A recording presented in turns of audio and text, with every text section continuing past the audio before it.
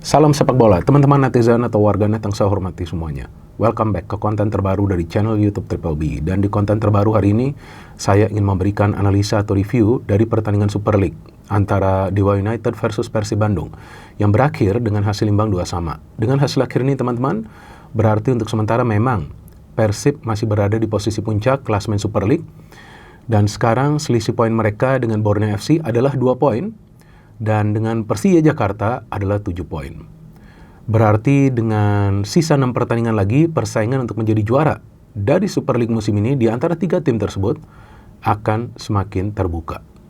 Dan seperti yang saya jelaskan di konten preview untuk pertandingan ini, bahwa kemungkinan pertandingan akan berakhir imbang dengan persentase 50-50, dan jika ada salah satu tim yang meraih kemenangan, maka kemungkinan akan menang dengan skor tipis, tapi saya juga mengatakan bahwa kemungkinan besar akan tercipta banyak gol. Dan ternyata kelihatan dari segi permainan, Persib Bandung berani bermain menyerang, tapi Dewa United bermain defensif alias parkir bis.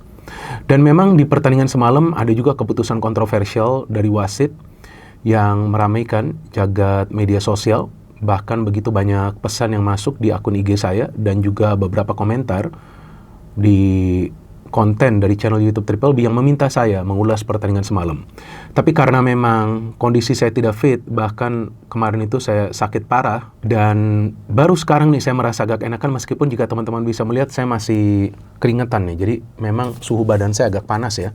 Tapi gak apa-apa, saya mengulas lah. Jalannya pertandingan sangat penting karena banyak sekali permintaan dari teman-teman. Dan tentu saya akan mengulasnya secara logis, pakai akal sehat, dan tentunya fair. Pertama-tama saya ingin menjelaskan kepada teman-teman bahwa tidak akan mudah bagi Persib Bandung untuk bisa kembali menjadi juara dari Super League musim ini. Karena rivalnya, yaitu Borneo dan juga Persija Jakarta, punya performa yang bagus juga. Tapi selain itu juga, yang saya harapkan sebelumnya, yang saya mengatakan di konten preview pekan ke-28 ya, saya jelaskan di sana bahwa saya berharap siapapun wasit yang akan bertugas akan menjalankan tugasnya dengan baik, dan saya harapkan tidak akan ada keputusan kontroversial dari wasit agar tidak ada tim ataupun supporter dari tim tersebut yang merasa dirugikan. Kenapa saya mengatakan seperti itu? Karena saya sudah feeling aja, jangan-jangan atau kemungkinan bisa ada sebuah drama nih di salah satu dari 3 pertandingan yang melibatkan 3 tim yang sedang bersaing di papan atas, yaitu antara PSBS Biak versus Persija, PSM versus Borneo, dan tentunya Dewa United versus Persib. Ternyata yang kita melihat ada kejanggalan, yaitu di pertandingan Dewa United versus Persib Bandung.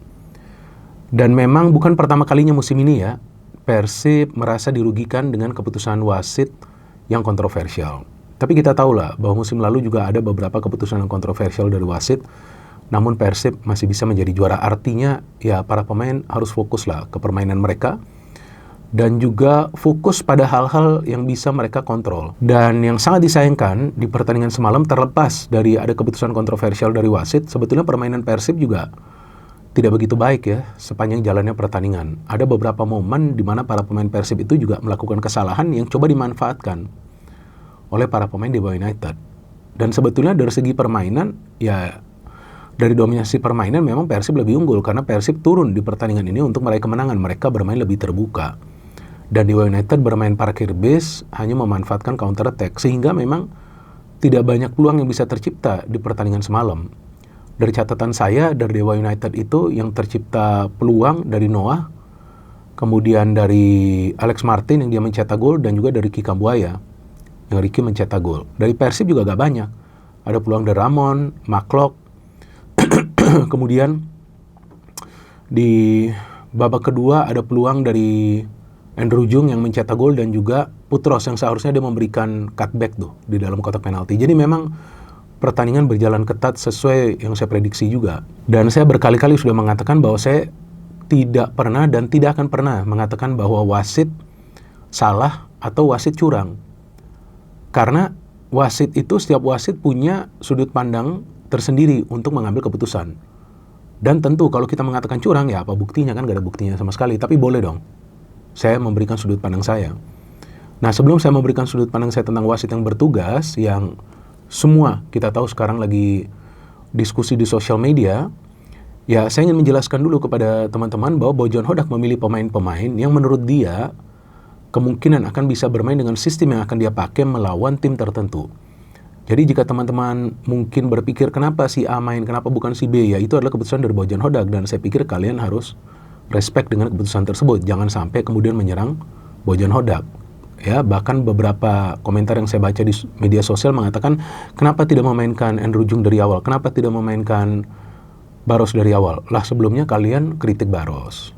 Ya, jadi serahkan saja ke pelatih Bojan Hodak. Sedangkan dari Dewa United juga saya pikir perubahannya sudah signifikan di putaran kedua ini, karena ya mereka sudah ada Ivar Jenner, sudah ada Noah juga, tuh pemain yang sangat mengganggu lini pertahanan dari Persib. Tapi jujur ya, saya melihat secara permainan gak ada yang istimewa sih dari Dewa United. Mereka cuma memanfaatkan kesalahan dari para pemain Persib. Dan saya melihat gol pertama itu yang disayangkan para pemain Persib itu berhenti bermain. Mereka tentu mengira bahwa bola sudah keluar kan dari permainan yang Mesidoro itu kontrol.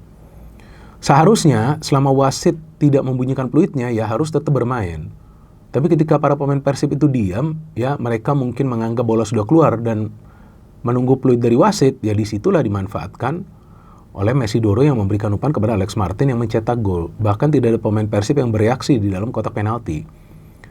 Ini sebuah kesalahan yang seharusnya tidak boleh diulangi di pertandingan selanjutnya, karena harus menunggu. Pokoknya kalau gak ada peluit dari wasit harus tetap bermain. Dan ini kan bukan pertama kali ya ada kejanggalan di pertandingan Persib. Sebelumnya tuh yang lawan Persebaya kan kita semua tahu kan, yang rame banget kan, yang gol dari Kakang dianulir kan, padahal sudah saya jelaskan bahwa itu ball to hand kan, terkena kaki dari Ramon, baru kemudian terkena tangan dia secara refleks, baru bola mengarah kepada Kakang, jadi bukan umpan dari Ramon. Nah di pertandingan semalam yang gol pertama itu memang ya kalau kita melihat dari tayangan ulang atau kita lihat dari cuplikan-cuplikan di sosial media, memang bola kelihatan sudah keluar secara full bahkan kalau saya lihat. Tapi apakah wasit punya sudut pandang yang berbeda di ruang VAR dengan monitor VAR? Nah ini yang saya juga agak tahu. Apakah mereka ada monitor lainnya yang melihat secara utuh apakah bola itu sudah keluar 100% atau masih ada mungkin 1-2% yang digaris? Inilah yang harus dijelaskan oleh komite wasit agar tidak terjadi pemikiran-pemikiran negatif terhadap kepemimpinan wasit di Super League musim ini. Karena saya ingat sebelumnya ketika ada keputusan kontroversial, ada pernyataan dari komite wasit yang mengatakan bahwa wasit seharusnya tetap memberikan penalti kepada PSM ya, kalau nggak salah ya. Pada saat itu, sebetulnya wasit sudah memberikan penalti, tapi ada panggilan dari ruang VAR, kemudian dia menganulir. Dia punya keputusan kan, dia tidak memberikan penalti. No. Kalau nggak salah semacam itulah insidennya. Kemudian itu ada pernyataan dari komite wasit, bahwa ini wasitnya nih seharusnya wasit di ruang VAR tidak memberikan masukan ke wasit yang berada di atas lapangan. Nah, penjelasan seperti itu yang saya harapkan akan diberikan oleh komite wasit. Itu sangat penting. Dan tentu kita juga harus berpikir positif bahwa tidak ada sebuah permainan lah untuk menggagalkan siapapun tim itu untuk bisa menjadi juara. Kita harus berpikir secara positif. Tapi sebaliknya dari komite wasit harus memberikan penjelasan bahwa bola itu apakah memang sudah out 100% atau memang ada beberapa persen yang masih digaris. Dan saya pikir kejadian dari gol pertama Dewa United tidak bisa disamakan dengan beberapa kejadian yang terjadi di Piala Dunia tahun 2022. Karena di Piala Dunia tahun 2022 bolanya itu jika saya tidak salah pakai chip. Jadi kalau bolanya sudah keluar dari garis atau melewati garis gawang itu akan bunyi di jam dari wasit. Tapi di liga kita kan nggak ada bola pakai chip. Dan nggak ada juga teknologi garis gawang. Jadi cobalah kalian yang memberikan narasi seperti itu, coba cerdas sedikit lah. Ya, jangan coba untuk membodohi netizen kita. Gak fair itu. Jadi kalian harus memberikan penjelasan. Kalau mau apple to apple dengan liga yang memang gak ada teknologi garis gawang juga. Coba ada gak keputusan seperti ini? Jadi ketika kita semua berharap Liga Indonesia kita semakin baik kualitasnya, tentu kepemimpinan wasit pun harus semakin baik. Dan kalau bisa di sisa 6 pertandingan yang melibatkan top 3 tim, pakai wasit asing saja lah. Lebih dipercaya mereka kok oleh para pemain dan tentunya oleh kita ya. Kalau memang ada kesalahan, mereka biasa mengakui. Tapi VAR-nya juga harus aktif kan. Nah, saya menunggu apakah wasit akan melihat monitor di pinggir lapangan tuh untuk melihat bola sudah keluar atau belum. Ternyata gak lihat. Tapi sama juga dilakukan di gol dari Dewa United yang dianulir tuh. Yang ternyata memang si Alex Martin itu sudah berada dalam posisi offside ketika dia coba mengambil bola dari Barba.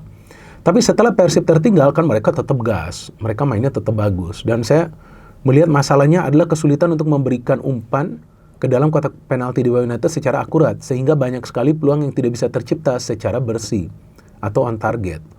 Maka itu di babak kedua ada pemain seperti Andrew Jung masuk, Frans Putros masuk untuk meningkatkan ketajaman serangan dari Persib Bandung. Dan ternyata Dewa United mencetak gol kedua. Nah, kalau dalam insiden ini, kalau saya melihat ya secara fair, bahwa sebetulnya yang pertama kesalahan dari Julio Cesar. Seharusnya dia tidak perlu kontrol terlalu lama itu bola, langsung aja lempar. Karena itu cukup berbahaya, cukup riskan. Belakangnya itu ya gak ada pemain lain dari Persib. Tapi dia coba untuk kontrol, kemudian dipres oleh Alex Martin. Tapi yang saya lihat terkena kaki dari Alex Martin, baru kemudian terkena tangan. Sehingga bola terarah ke ruang terbuka yang diterima oleh Noah. Tapi bukan umpan dari Alex Martin. Ini sama kondisinya. Seperti yang terjadi di pertandingan melawan Persebaya, yang ketika Ramon tuh terkena tangan padahal terkena kaki dulu, tapi dianulir. Nah, artinya kan ada inkonsistensi di antara keputusan wasit di Liga Indonesia. Ini harus diperbaiki menurut saya.